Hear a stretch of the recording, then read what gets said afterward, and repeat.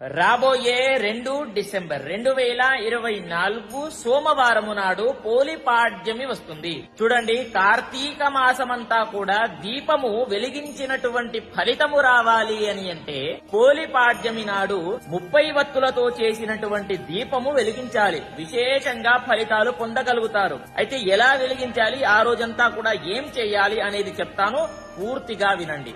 ముందుగా బ్రహ్మ ముహూర్తంలో లేచి తలస్నానము ఆచరించి సూర్య నమస్కారము చేసుకున్న తర్వాత దీపము వదలడానికి ప్రయత్నించండి.